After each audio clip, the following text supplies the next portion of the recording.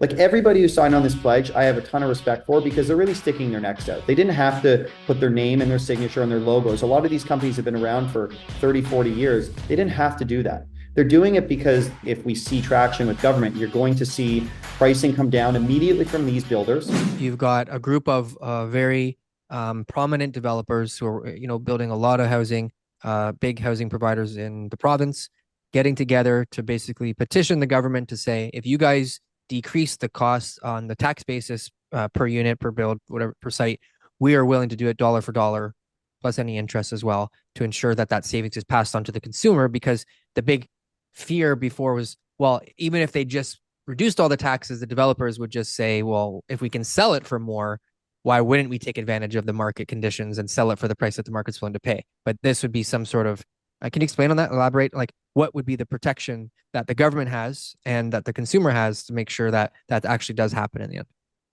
Yeah, so there's a couple things that I'd say would give some protection. The first and foremost thing is that we have all agreed, and we wrote it in our letter, that we're open to any accountability measures the government wants to implement. So you don't have to take our word for it. Implement some accountability measures, and we'll work with you to help you figure out what those should be. But we're open to signing anything to prove that the savings are being passed on. So that's the first thing. The second thing is, selfishly, it's in all of our best interests. We are in a system right now and in a market right now that is broken, doesn't work. And we still have needs to deliver housing. And so in order to deliver on the housing needs, we need to ensure that people are able to buy those homes at a price point that they can afford.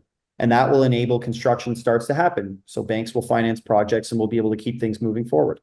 And so because there's a gap between what people are willing to pay versus the price point builders need to sell in order for the projects to pencil, timing is everything. And by removing those costs today, we can immediately drop our pricing today to hopefully get it in line with resale pricing. And so there would be more incentive for buyers to come in. And so, and ultimately we sell more units, which is a good thing for us. And then the third thing I'd say is that nobody had to sign on this pledge. Like everybody who signed on this pledge, I have a ton of respect for because they're really sticking their necks out. They didn't have to put their name and their signature and their logos. A lot of these companies have been around for 30, 40 years. They didn't have to do that. They're doing it because the companies that led the way on this are companies that care about doing the right thing and were willing to stick their necks out because they knew that they were going to do the right thing. So consider it a moral pledge or not.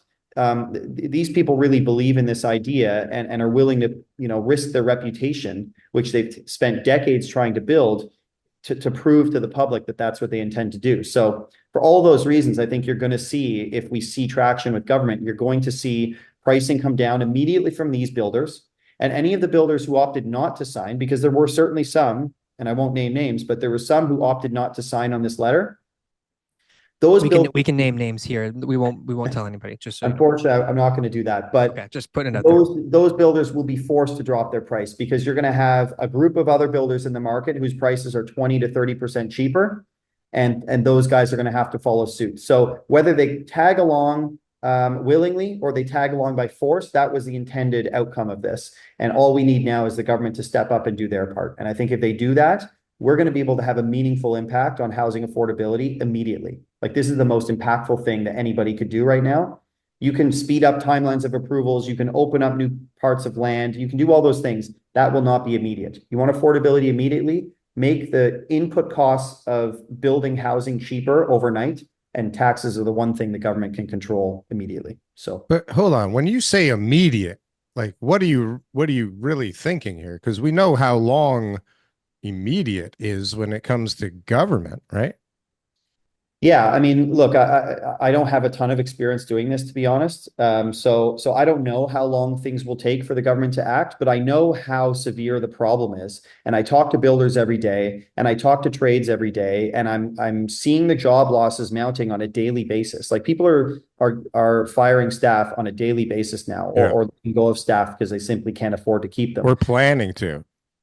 Or planning to. And, I heard, this is a rumor. I didn't hear it directly from the trade, but a good friend of mine in the construction business said one of their key formwork contacts let go of 400 staff just a couple of weeks ago. Yeah. That's 400 people out of one company. These are good paying blue collar jobs and we're in an environment where we're trying to promote more people getting into the trades, and yet we're pushing more people into it, and we're losing double the number we're pushing into it on the backside because there's just no work. So so I would say when we go back to like the timing of this, how immediate is it? It's an immediate need. The Need question for is, sure. will the government step up and move quickly? Our intention is to have meetings, and we already have some meetings set up. So I want to, give kudos to, the different levels of government who have reached out and said, yes, we want to have a conversation. I think that's really encouraging. But our push in those meetings is going to be, this is not something that can wait till next year's budget. This is not something, because a lot of these jobs will be lost by then. Many of the companies will have gone bankrupt by then, perhaps. And a lot of pieces of dirt that were intended to be new housing will sit stalled, and they could sit stalled for many years. And so you're going to just fall farther and farther behind on your housing targets. So our intention is to move quickly and act with urgency in mind. So most of this would be at the municipal level. I think most of the taxes, imagine, right? Development charges and stuff. 60% is municipal, I believe. Yeah. So what's the percentage?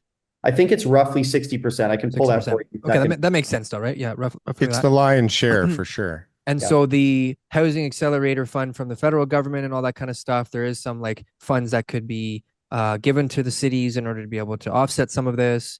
Then you've got, like, when I see a parking lot turn into 300 units, I'm like, why isn't anyone calculating the property tax increased revenue as part of like what's going to be the future of how the city is going to pay for all the infrastructure and everything else that they need? Like, why is that never part of the calculation? Right? It's almost like they overlook it's not just property taxes. It's, when new housing units are purchased, presumably there's a person buying it who's got a job, who's, so there's all sorts of other downstream benefits through the economy. It has an impact, a positive impact on GDP. And so, those are things that they should be looking at. But another point that we're going to be making to government, and I think it's an obvious point, and they're going to feel it pretty soon, is that none of these homes, if people can't afford to buy these homes, they're not going to get built anyway. And if they're not going to get built, you're not going to get the taxes anyway. So all those taxes you were thinking you were going to get, it's a pipe dream. You're not going to get them anyway.